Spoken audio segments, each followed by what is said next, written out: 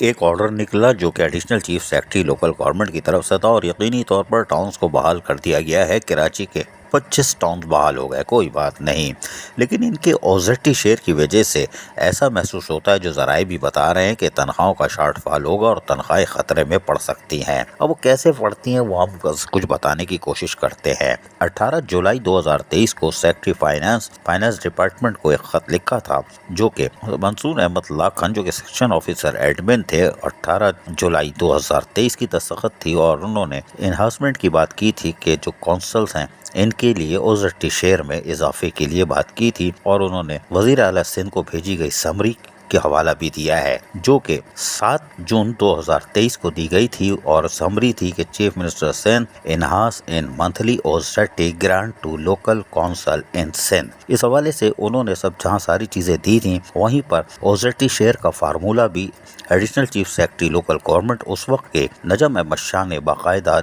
Summary जो है chief minister को भेजी थी, उसमें आगाह कर दिया था और उन्होंने यूनियन काउंसिल की सतह पर ओजेटी शेयर में इजाफा किया था। आप देख सकते हैं, हम शुरू में एक पेपर दिखा देते हैं। जिला गरबी में 33 यूनियन काउंसिल हैं, उसका उन्होंने हवाला देते हुए बताया था कि औरंगी टाउन में 8, मंगो पीर में 9 और मोमनाबाद में 9 और मंगो पीर में 16 यूनियन काउंसिल है। इसी तरह सदर टाउन में 13 और लियारी में 13, कुछ इस तरह इन्होंने समरी बना के भेजी थी और यूनियन काउंसिल की सतह पर बाकायदा ये समरी दरसाल कर दी थी।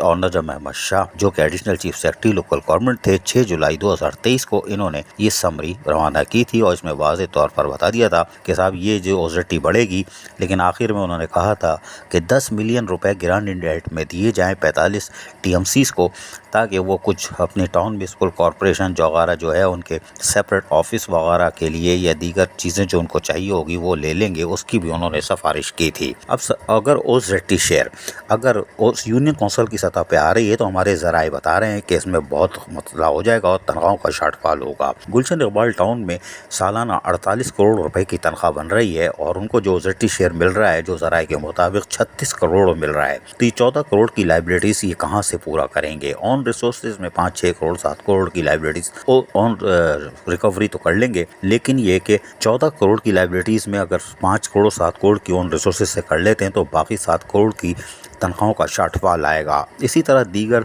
में भी होगा। बल्दिया टाउन, रिच टाउन होगा, केमाड़ी टाउन यानी मारीपुर टाउन में शायद खतरा है, साइड टाउन के अंदर भी मसला है और ये अगर यूनियन काउंसिल की सतह पर ओजेटी आ रही है तो जराए बता रहे हैं इसमें मसला होगा।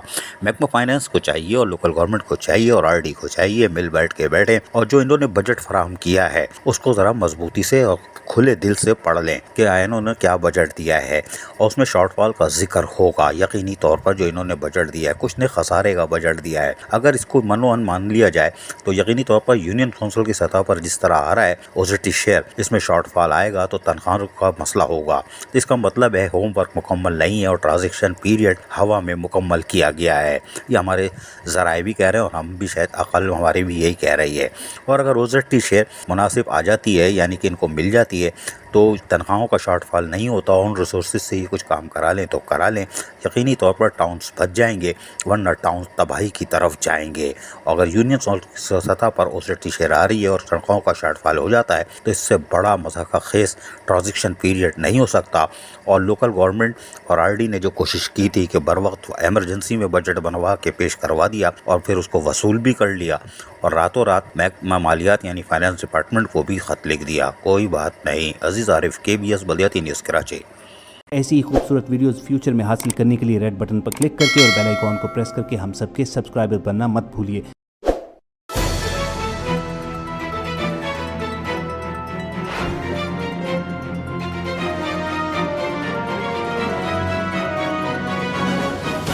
KBS बल्दियाती न्यूज़।